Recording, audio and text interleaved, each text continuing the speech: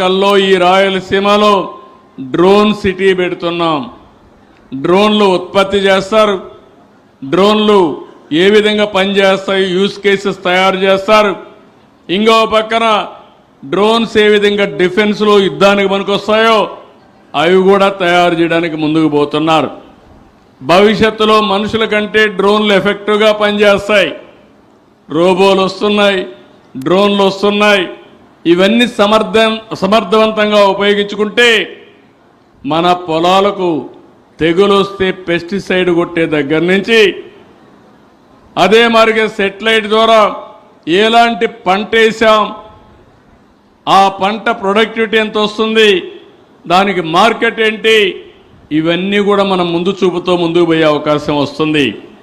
నిన్న మీరు చూశారు, సెటిలైట్ ద్వారా మ్యాపులు తీసాం, ఎక్కడెక్కడ నీళ్లు ఉన్నాయో చూసాం, అధికార యంత్రాంగానికి నేరుగా సమాచారం పంపించాం.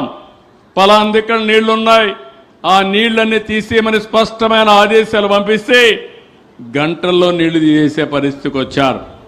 ఇలాంటివన్నీ ఉపయోగించుకొని మనం ముందుకు పోతామంటే రాష్ట్రం అభివృద్ధిలో, సంక్షేమంలో, సుపరిపాలనలో పరిగెత్తిస్తా ఉంటే కొత్తగా ఇక్కడ ఒక పార్టీ ఉంది, ఒక ఫేక్ పార్టీ.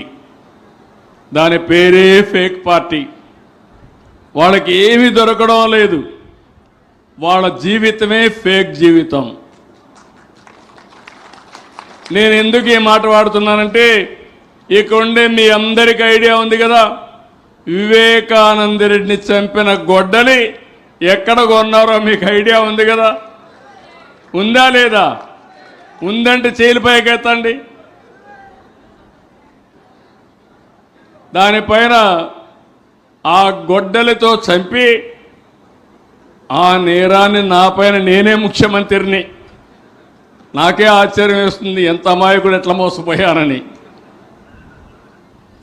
నేను దయాదాక్షిణ్యాలు, నేను ఎవరి మీద రాగద్వేషాలతో పనిచేయను.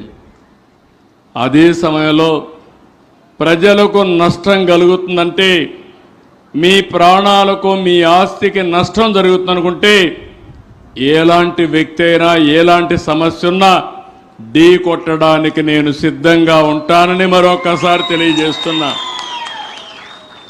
ఒకప్పుడు రాయలసీమలో ముఠా నాయకులు ఉన్నారా లేదా? ముఠా కక్షలు ఉన్నాయా లేదా? అనంతపూర్లో హత్య రాజకీయాలు జరిగాయా లేదా? జరిగాయా? ఈరోజు జరుగుతున్నాయా? ఈరోజు ముఠాలు పూర్తిగా అణిచివేసిన వ్యక్తిని పార్టీ తెలుగుదేశం పార్టీ అని చెప్పి నేను మీకు తెలియజేస్తున్నా. మొహమాటంగా కొట్టాం, పార్టీలు చూడలేదు. అదే మరిగా తీవ్రవాద సమస్య. ఆ రోజు నేను ఒకటే చెప్పాను, మీ సిద్ధాంతం కరెక్ట్ కాదు, దీనివల్ల అభివృద్ధి ఆగిపోతుంది, మీరు కూడా జనజీవన స్రవంతికి రండని చెప్పాను.